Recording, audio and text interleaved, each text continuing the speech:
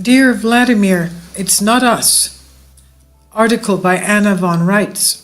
We are going to say some things that you, Mr. President, are already aware of. We say them because the American people are tragically unaware of these facts and they need to know. American foreign trade and foreign policy have been controlled by Britain for 227 years. This is one of the results of the original states contracting for essential government services from the United States, which is a British-controlled corporation headquartered in the foreign international enclave known as the District of Columbia. Most Americans have never read the definitive Treaty of Peace, Paris 1783, which shows that King George remained the Prince and Arch-Treasurer of the United States. Most Americans have never read the actual Constitution and grasped the fact that this agreement gave Britain control of American trade and foreign policy. We can now see why we have been kept at nearly constant war for most of our history. Britain has used us as its bully boy to cause trouble and engaged in war for profit throughout the rest of the world, just as it's trying to do now in the Middle East. As a spider at the center of its web, Britain pulls the strings and throws its agencies. The United States and British Crown wreaks havoc, calculating to fill its coffers with no risk and no exposure to itself. While directing a U.S. foreign policy that is plainly self-destructive and insane from the American standpoint, Queen Elizabeth pretends to have clean hands, and so does the Lord Mayor of London, but the historical documents and the facts are facts. All the trouble we are having in the Middle East, in the Mideast, is caused by Britain and not America, and it always has been. The Americans want free access to the Persian Gulf, unmolested by anyone, for the purposes of free trade, and that is the only legitimate interest America has in the Middle East. We trust that the European Union is competent to solve its own gas and oil supply problems with no assistance from us.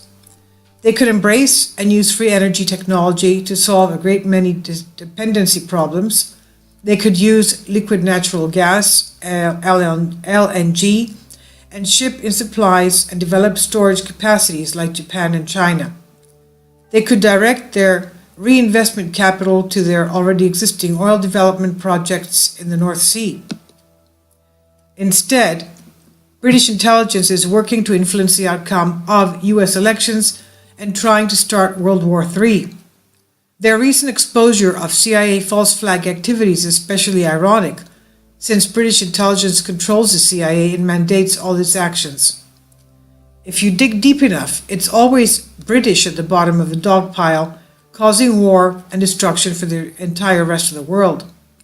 They have never been willing to live on their own talents and resources and have chosen to be parasites instead.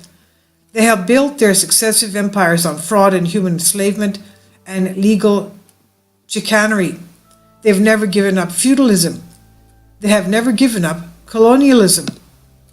Most recently, they have moved their financial operations to China, with the result that 800 loyal Chinese generals have been purged, and Russia and the United States are being pitted against each other at every turn, while China sits smug and brags about all the gold it suddenly has. And nobody questions this. Britain disrespects the constitutional agreements it has with the Americans on one hand, and on the other abuses American trust. They have used us as frontmen for British aggression and self-interest for generations. They have deliberately confused their own puppet, the United States, with America and the American people, so as to blame us for their treachery and wrongdoing. Let everyone always remember that the United States is not America. Let us also plainly state before God and everyone that Britain and its corporate shadow government doing business as the quote-unquote United States is a problem for the entire world, including the Americans. This time, if anyone goes to war, let's make sure we get the real culprits and address the actual problem once and for all, instead of stupidly bashing each other for their benefit.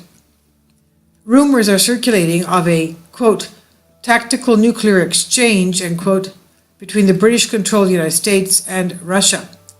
Let us observe that there is no such thing as a tactical nuclear exchange, and that if such a thing happened, it would rapidly spread to global destruction, and that destruction would be the result of British meddling, guile, and greed.